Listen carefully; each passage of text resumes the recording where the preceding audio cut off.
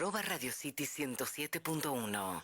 8:30, puntuales para los temas Sí, y la agenda del día con Alberto Ciuffi. ¿Cómo andás, Alberto? Bienvenido, buen Buen día. día, Feliz chicos. jueves. ¿Cómo le va? Feliz Gracias, jueves, bienvenido. igualmente. Ya la víspera del viernes, te digo, ¿no? O sea, Ya estamos. ya Norma nos deja Es regulando en baja para llegar al viernes. Ya estamos planeando todo. Es la sí, previa sí. para el día del Del día del periodista. periodista. Pero más vale, Claro. sí, señor. Bueno, a ver, temas. La sanción de diputados ayer ha dado mucho que hablar, ha generado el enojo del presidente. A mí, debo confesar, me asusta, me preocupa mucho las reacciones que tiene Javier Milei en esto, ¿no?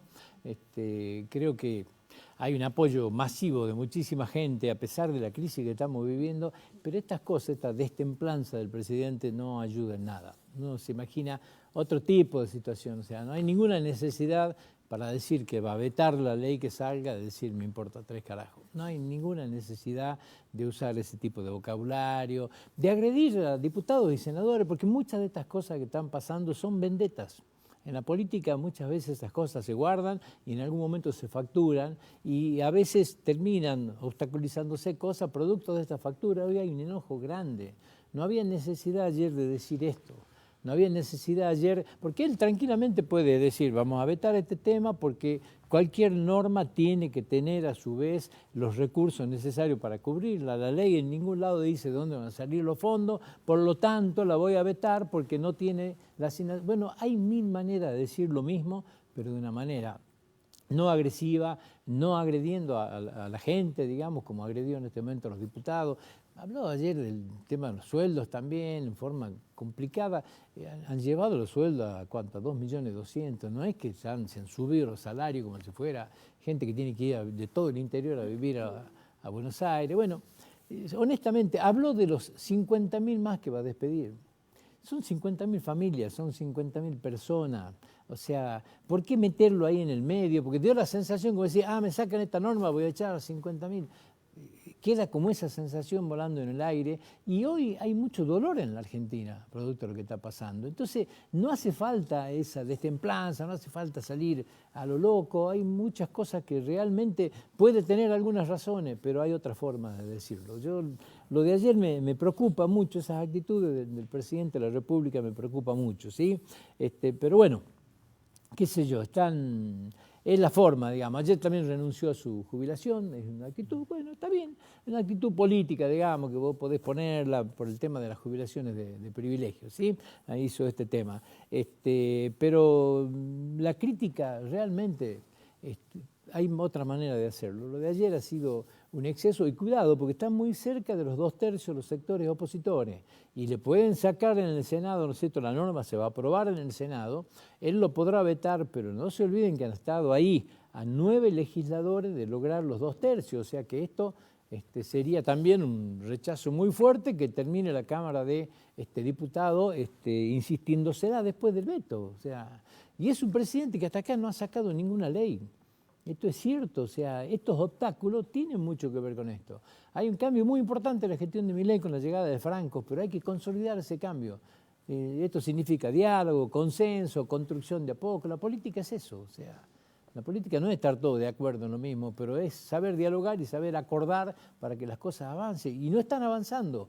Y cuando no están avanzando, Milei debería preguntarse el por qué y darse una razón de decir, ¿ayudo o no ayudo yo con este tipo de actitud? Y me parece que si esto pasaría, encontraríamos otro mecanismo de diálogo y de una convivencia más pacífica que favorecería a la gestión de gobierno, ¿sí?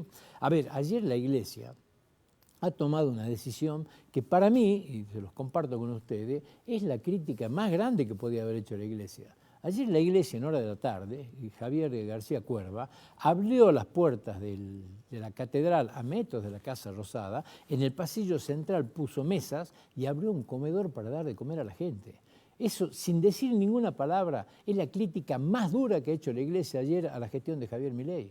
Le abrió las puertas de la catedral para dar de comer a la gente. Estas cosas invitan a pensar, a recapacitar, decir, che, una medida de ajuste de esto necesita consenso, diálogo, no es llevarnos los rebencazos, porque no van a llevar a nadie los rebencazos. O sea, fue muy duro lo de ayer, a mí me impactó la imagen, véanla, la catedral con gente comiendo en el medio del pasillo, es una foto muy dura y muy complicada.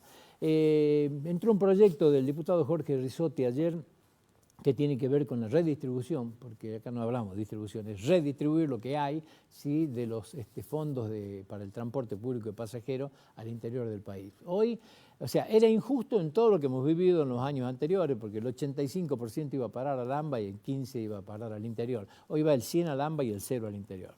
No es una ley, distinto de esto, que necesite destinar recursos. ¿Por qué? Porque lo que está haciendo es los recursos existentes que se recaudan a través de la venta de combustible, y un porcentaje de la venta de combustible en todo el país va a parar a un fondo fiduciario que después va a parar al AMBA solamente. Bueno, esa plata redistribuirla, o sea que no hace falta, no va a tocar los fondos de la nación, no va a desequilibrar nada, ¿sí? Esos fondos son los que se tienen que distribuir. Bueno, hay un proyecto de ley en este tema que yo creo que tiene que prosperar por la sencilla razón de que hay 23 provincias que hoy están siendo discriminadas, ¿no es cierto?, donde tenemos que pagar el boleto de transporte en la gente muchísimo más caro para que todos ayudemos que el AMBA lo pague barato. Está bien, electoralmente el AMBA es mucho más importante que Jujuy, pero la gente de Jujuy también es importante. Hoy el boleto vale 690 pesos, se va a ir a 750 ahora. O sea, no hay forma de retenerlo como está. Los estudiantes van a tener que volver a pagar boleto. ¿Por qué? Porque estamos subsidiando el AMBA.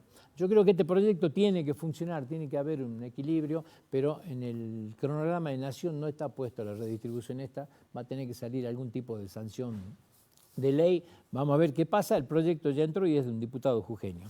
Embalse del Río Grande Bajo. No sé qué pasó desapercibida esta. Yo ayer lo entrevisté al titular de Recursos Hídricos de la provincia, al ingeniero Guillermo Sadir, y es una obra importantísima, porque para que nos demos una idea de la magnitud que puedan tener, hagan de cuenta del dique Los Alisos, porque no son diques, no son embalses, son distribuidores, ¿sí? Esas dos centrales que se van a construir en la parte del Río Grande Bajo van a poder dar un aprovechamiento en la época, ¿no es cierto?, donde tenemos un poco más de agua, para que después ¿A se dónde optimice. iría esto, Alberto? A la altura de San Juancito, por el Río Grande abajo, ¿sí? Y va a favorecer a toda la zona agropecuaria de ese lugar, que no es poca, ¿sí? Y va a terminar con la problemática del agua de todo el departamento de San Pedro, La Esperanza. O sea, no es un dato menor, es una obra de mucha envergadura, muy importante para Jujuy. La financia el BID, son un poco más de 100 millones de dólares, es una obra que si se empieza ahora en 2 años tiene que estar lista. O sea, me pareció muy importante. Pasó ahí medio desapercibido porque estamos todos enfocados en la pelea del día a día, y esto me parece una cuestión muy importante porque estamos hablando del agua permanentemente y la producción se queja del agua permanentemente. Si vos hablas con los sectores tabacaleros, cañeros, es más, en algún momento hubo hasta enfrentamiento del sector por la necesidad de agua, porque es un recurso que está faltando en todo el país. Y en Jujuy falta también. Así que me pareció una obra muy, pero muy importante, por eso lo entrevistamos ayer a Guillermo Sadir. Después, bueno, Secretaría de Energía publicó los aumentos de gas y de luz, distribuido entre lo que es la N1, N2, N3, de acuerdo a las categorías. Vamos a tener sorpresas grandes en esto y vamos a tener un dolor de cabeza grande. Yo veo que todos los medios, nosotros a la cabeza, estamos trayendo gente para que hable de cómo optimizar, de cómo usar lo que tenemos, los cuidados que tenemos que tener en el uso de la luz, del gas, y es absolutamente necesario.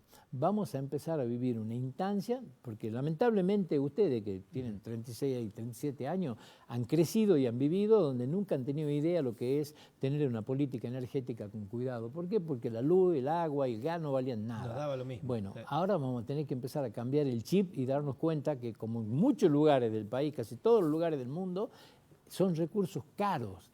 Los servicios públicos son caros en todo lugar y hay que cuidarlo. Y vamos a tener que aprender a cuidarlo. Por eso creo que es muy necesario lo que hacemos todos los medios, de traer gente que enseñe a cómo optimizar y a educar en las escuelas de un uso racional de estos recursos, porque nos va a doler el bolsillo a todos. Y a las pequeñas pymes estas que viven, no sé, en la pizzería, bueno, están cerrando muchas y yo creo que van a quedar muchas en el camino. Es muy duro lo que está pasando en esto y vamos a empezar a pagar los servicios públicos muy caros, ¿sí?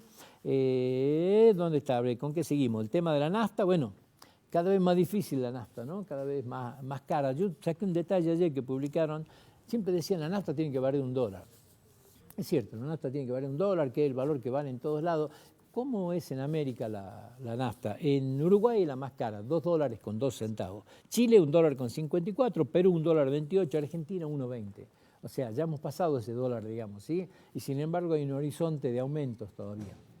se habla de que estamos atrasados, por lo menos en el componente impositivo, sobre todo estamos atrasados. Brasil 1,13, Colombia 1,05, Paraguay 0,88, Ecuador 0,65, Bolivia 0,54, me llama mucho la atención este tema, y Venezuela 0,03. Es decir, pero una locura. Ellos tienen su empresa energética que está muy decaída, muy complicada, pero tampoco pueden subir más la nafta de esto por la sencilla razón que son los salarios más bajos. Venezuela vive un momento que con $20 o gana un médico $20 en Venezuela. Entonces, no podés tampoco subir esto, pero fíjese en la situación anómala que se da, ¿no? 3 centavos de dólar vale la nafta en Venezuela, un país que está con un índice de pobreza también muy grande. La cuota Hilton, ¿qué es la cuota Hilton? Es una cuota que nos da el mercado europeo para venderle las carnes más finas que tenemos nosotros, carnes sin hueso y los cortes más caros, ¿sí? Tenemos una cuota Hilton de 29.389 toneladas al año para venderle a Europa a precios muy buenos. Bueno, Argentina en el último año registró 25.871, o sea, hemos perdido la posibilidad de vender un 18%. Parece mentira, ¿no? En el país de la carne, que nos creíamos el granero del mundo, no podemos cumplir con la cuota Hilton, o sea, no podemos vender esto. Hemos exportado por 279 millones de dólares y hemos perdido exportación por 38.255.000 dólares, producto de no haber podido vender 3.538 toneladas de carne.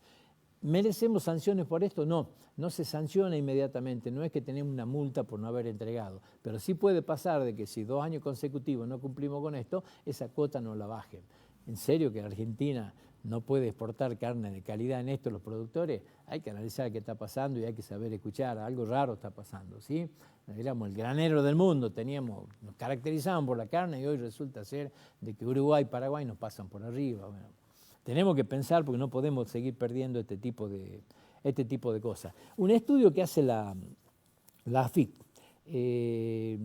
la deuda que tiene Pablo Otero, el conocido como señor Tabaco, ¿no? Esto es oficial, la AFIP lo inspeccionó y tiene la deuda determinada. Hasta el año 2023 tiene una deuda de 1.060 millones de dólares. La estimada, porque no está finiquitada y notificada al deudor, la estimada para este año son 150 millones de dólares más. Esto es lo que está debiendo, digamos, el señor Tabaco de todos los impuestos que no pagó, ¿sí? Y encima no pagó amparado en una normativa que dice que es una pyme, y la realidad es que las ventas anuales declaradas por él mismo son de 800 millones de dólares al año. En este momento tiene el 38.4% del mercado, vende más que Mazzarín particular. Es una sola persona, reitero, este tipo de inequidad es la que está pasando y está en discusión en la ley base, ¿no? Hay que ver por este tema, porque en la ley base hay una gente que quiere sacar este capítulo que se incorporó para que siga sin pagar, ¿sí? Para que siga custodiado de esta manera y enriqueciéndose. ¿Cuánto evadió en impuestos? Reitero, 1.060 millones de dólares en 5 años. Ahí entienden, digamos, el por qué, porque esa cifra de evasión, como dicen algunos, alcanza para aceitar a mucha gente, digamos, ¿no? Por eso debe haber gente que habilita cautelares y hay de todo, ¿sí? Está un entramado muy grande y muy complicado, digamos. Medicus le mandó una carta a sus afiliados. Desde julio va a subir un 8% la cuota de la prepaga. Esta es la primera empresa que hace esto, digamos, para que tengamos un poco de relación, porque ayer le contábamos a la gente que se libera este tema, ¿sí? Las prepagas a partir de julio van a poder cobrar lo que quiera, tal cual lo marcaba el decreto 70, el DNU del Poder Ejecutivo. Bueno, Medicus ya notificó a la gente que va a empezar a cobrarle un 8% a partir de julio y que en julio también empieza a devolver lo que le han determinado de más, y lo va a hacer con una tasa de interés del 3%, que es la que está cobrando hoy el Banco Nación a los plazos fijos, la que está reconociendo el Banco Nación a los plazos fijos. Esto es un poco lo que dijo el juez en el momento, ¿no es cierto?, que dictaminaron este tema. Me voy con 2 cortitas. Una es este remisero de 36 años, de Ojo de Agua, en Córdoba, que cuando llegó a Córdoba en un requisito normal, que lo pararon a pedirle documentación, sintieron ruido, llevaba a la hija de 9 años en el baúl del auto.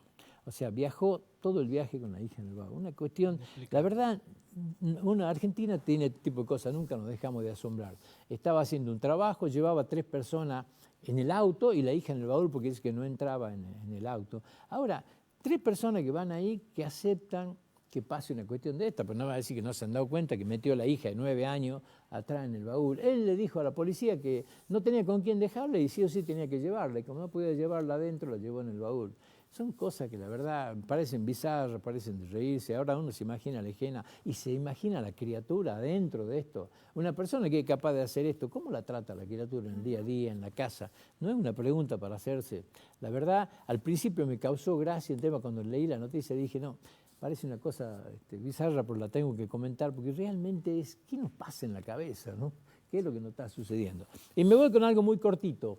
Ayer 3 personas que están a cargo de la administración del Teatro del Pasillo han ido al Consejo Deliberante. El Consejo Deliberante va a sacar una ordenanza donde va a declarar de interés municipal el Teatro del Pasillo. Mirá qué bueno. Me pareció un reconocimiento muy bueno y muy importante. El Teatro del Pasillo del querido Chuni Iriarte, que se nos fue hace casi 2 años, creo ya que se fue, ha sido un emblema de la rebeldía de la cultura. Cuando la cultura estaba destruida, cuando era la época de pandemia, el Chuña logró, con un esfuerzo personal muy grande y un sacrificio personal muy grande, logró mantener esto. Sería un crimen que eso se pierda. Hoy hay gente que está trabajando por ese tema y creo que el deliberante que apruebe esto va a significar también una ayuda. El municipio tiene que salir con sus recursos en auxilio de esto, porque creo que es una imagen de nuestra cultura. El Chuña ha sabido llevar en esto, ¿no es cierto? Patrimonio. El teatro, sí. Es un patrimonio de todos nosotros, digamos, y creo que el recuerdo de este personaje entrañable que era el Chuña merece que ese Teatro del Pasillo sea mantenido y siga siendo un ícono de nuestra cultura. Me parece que lo felicito al Consejo Deliberante, es una obra muy buena que están por hacer. Bueno, Gracias. la familia va a estar muy feliz, ¿no? Porque con lo que significa el Chuña para el teatro, que da también pie a que se dé también, se le dé estos lugares a los distintos espacios independientes que hay en toda la provincia, ¿no? Sí. Es como el primer paso. Ha que sido un sea foco importante. Yo creo que el Teatro del Pasillo ha sido un foco Sí. muy importante. Sí, totalmente. Chicos, Gracias, Alberto, que tengan buen día y un beso grande. ¿Te quedás a zapatear? Me quedo después. Quédate a zapatear. Un beso grande a Norma, que le agradezco que me haya permitido participar de su videoclip. Más famoso. Más famoso. famoso más todavía. más famoso. Sí, Bueno, sí, no, la verdad que fue muy chistoso, salió muy natural y me preguntaban, ¿y te vas a animar a salir? Por supuesto que sí. Uno tiene que saber divertirse y reírse de uno mismo, forma parte de... no todo es cara de... Claro. No todo tiene que ser seriedad en la vida, también hay que saber Pero reírse por de uno mismo. supuesto. quédate un ratito, Nos Alberto. vemos, Dale, gracias. dale, ya venimos. Radio City. 107.1 RadioCityFM.com